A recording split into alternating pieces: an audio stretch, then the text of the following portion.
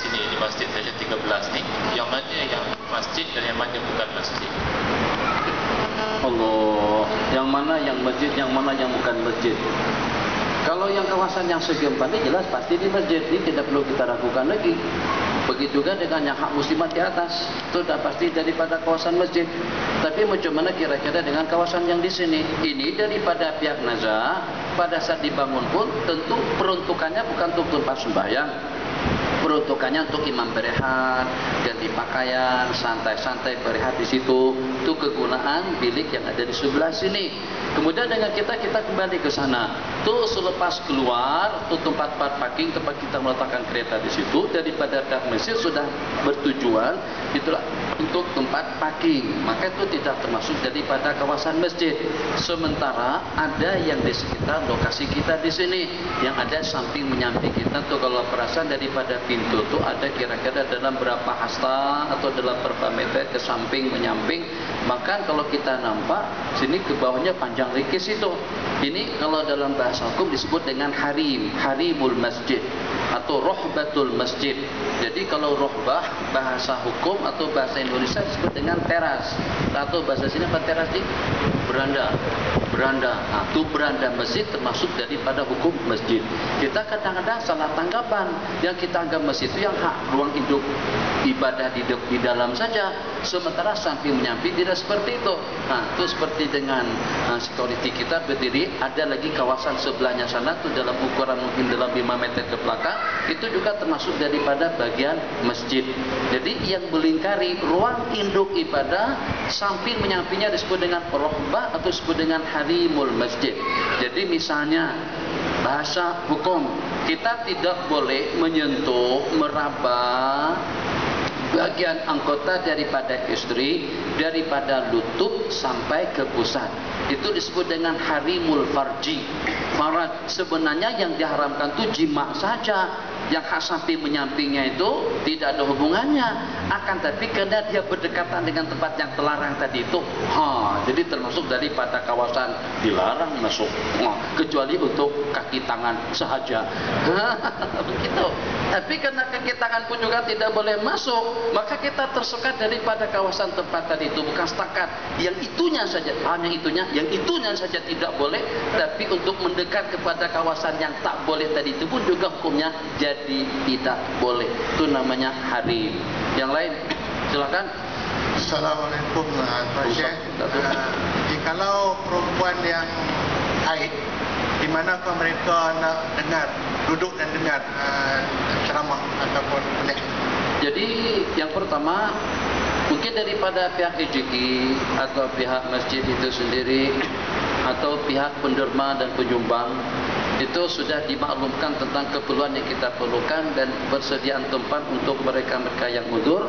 Saya melihat di Masjid Al-Falah USI Section 9. Jadi di belakang situ ada kapet hijau atau ada garis hijau. Tak ada hubung kaitnya dengan hijau dan biru, garisnya saja hijau. Nah, itu kawasan untuk orang-orang yang udzur. Jadi daripada pihak masjid boleh buat peruntukan yang semacam itu, sehingga pada masa pewakafannya katakan saja plan masjid itu sudah ada. Ini ruang induk, di sini bilik imam, di sini bilik peralatan elektronik, di sini mihrab, di sini mimbar. Sementara di sini adalah tempat ruang menerima tetamu serbaguna. Di sini untuk wanita-wanita itu kita sudah plan semacam itu. Jadi pada saat kita wakafkan dan kita bina masjid tadi itu dengan nawaitunya, kita milik hak kepemilikan yang pertama, kemudian dengan lafaz wakaf yang kedua, maka hukumnya akan menjadi masjid.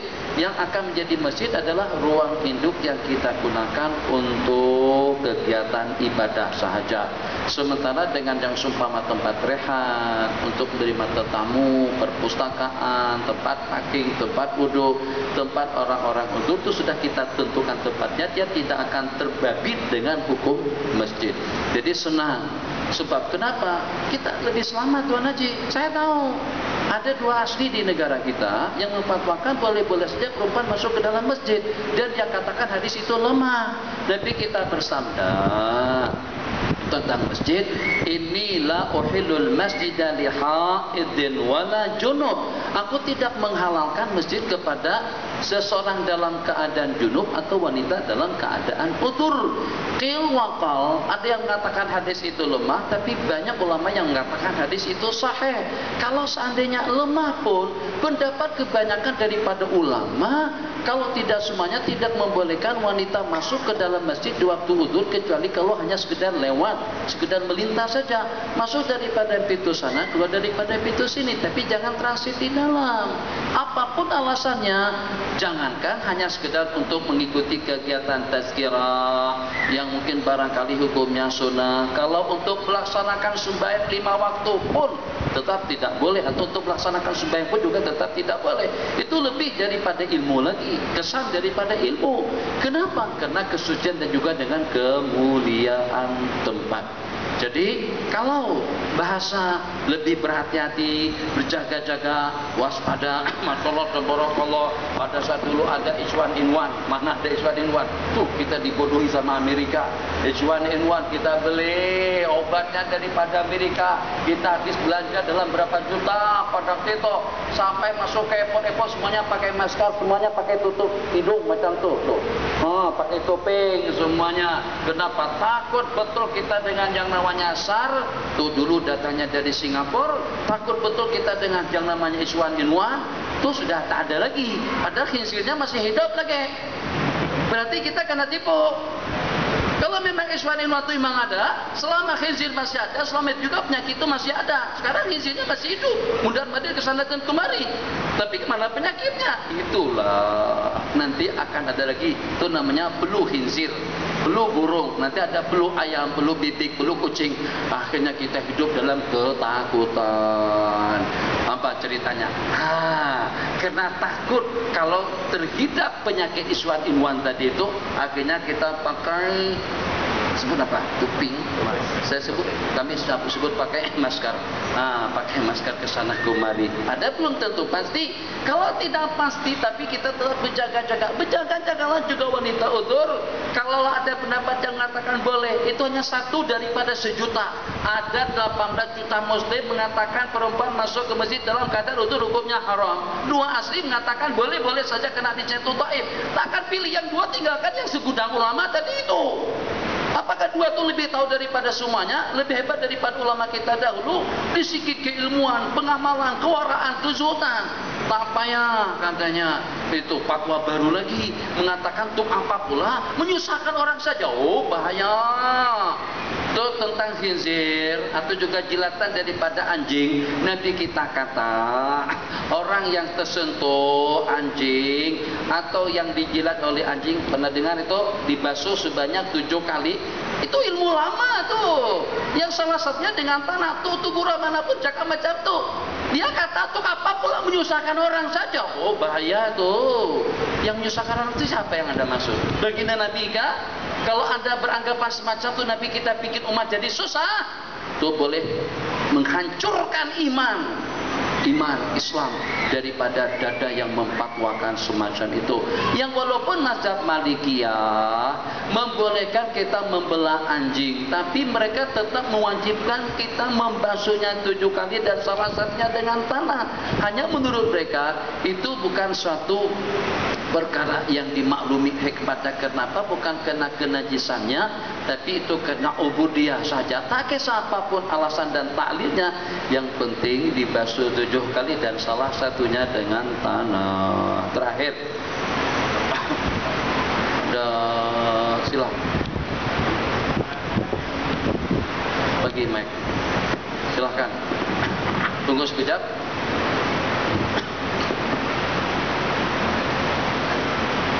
Assalamualaikum. Assalamualaikum warahmatullahi wabarakatuh. Adakah betul bid'ah? Maksudnya selepas solat imam berdoa, makmum aminkan. Adakah benda itu bid'ah? Okey, terima kasih Tuan Haji.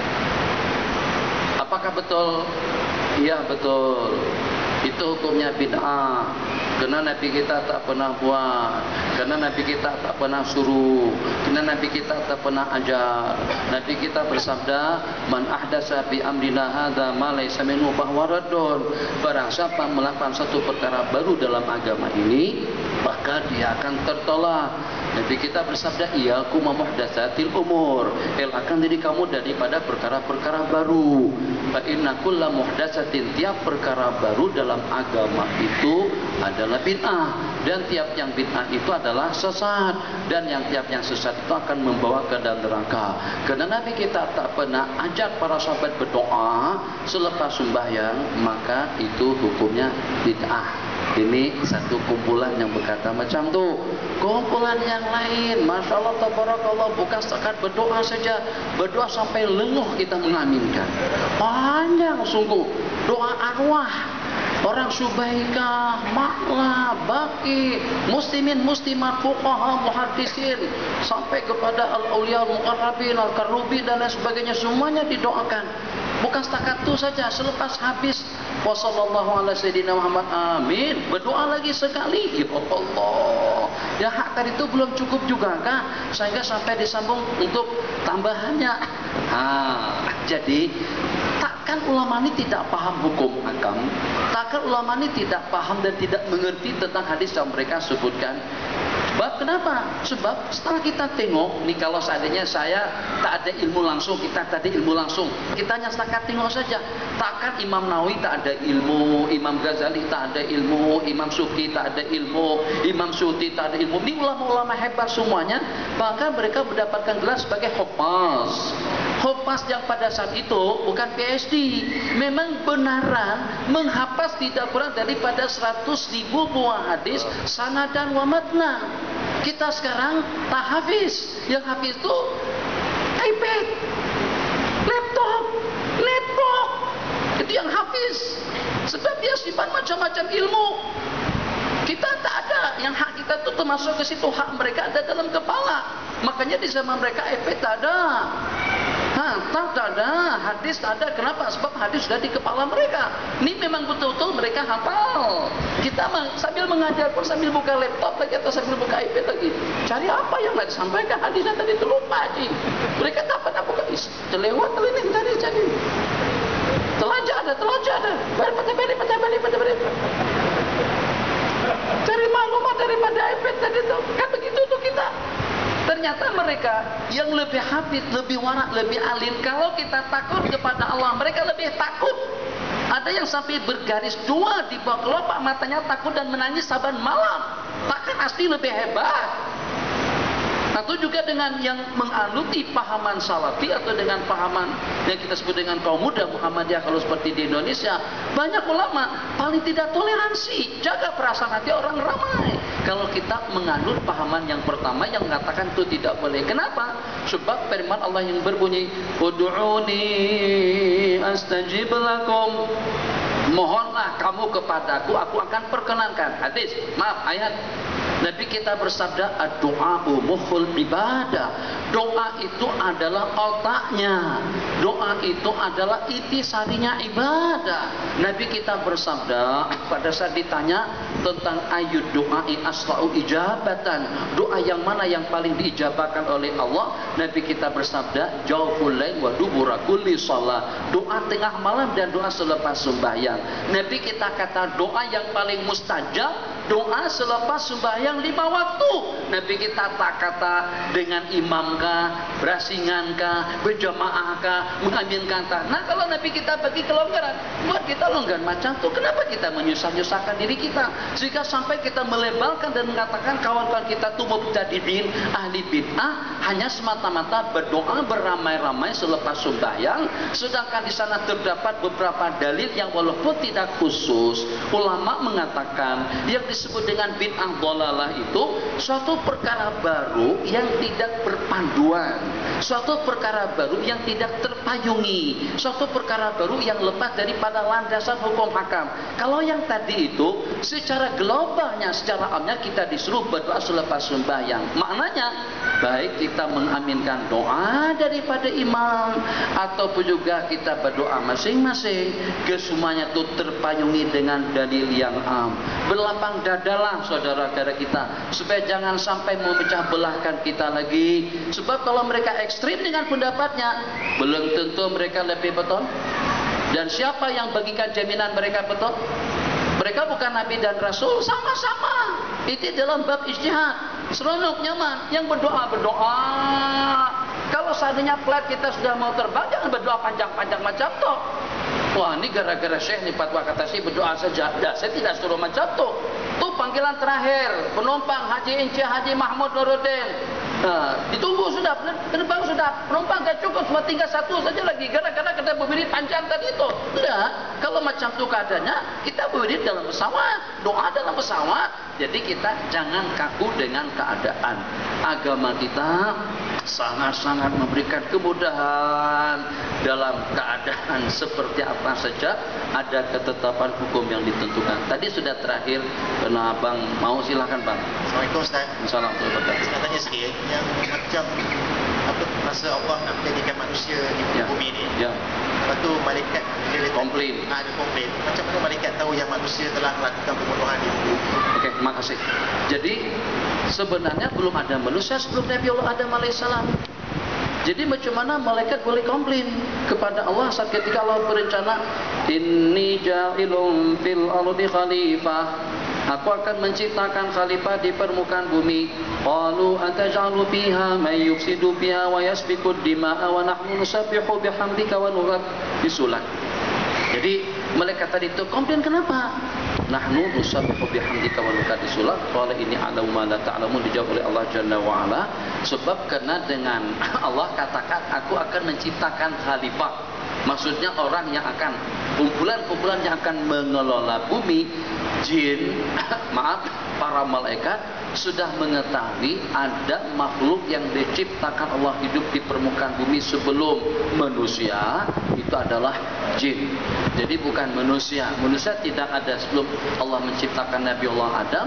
Justru Nabi Allah Adam itu sebagai makhluk atau sebagai manusia yang pertama yang diciptakan Allah Jalla wa'ala. Maka daripada adalah berkembang biaknya manusia, anak Nabi Allah Adam yang ini lahir dua, yang nantinya lahir dua daripada Sayyidatuna Hawa. Akan tapi yang kandungan yang ini nanti akan dinikahkan dengan kandungan yang berikutnya, laki-laki dengan perempuannya. Begitulah seterusnya sampai membiak manusia di permukaan bumi. Jadi malaikat komplain tadi itu bukan karena pernah melihat mencoba keadaan manusia sebelumnya, tidak. Akan tapi karena melihat olah dan perilaku perbuatan daripada jin yang diciptakan Allah sebelum manusia, yang melakukan pertumpahan darah dan kerusakan di permukaan bumi. Karena itulah akhirnya mereka komplain. Jadi bukan komplain karena manusianya sudah ada, tidak.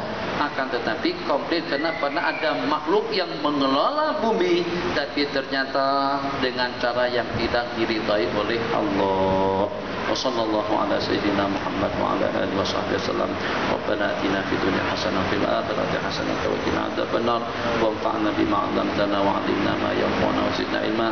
Amin. Walhamdulillahi rabbil alamin. Subhanakallahumma wa bihamdik, asyhadu an la ilaha illa anta, astaghfiruka wa atubu ilaik.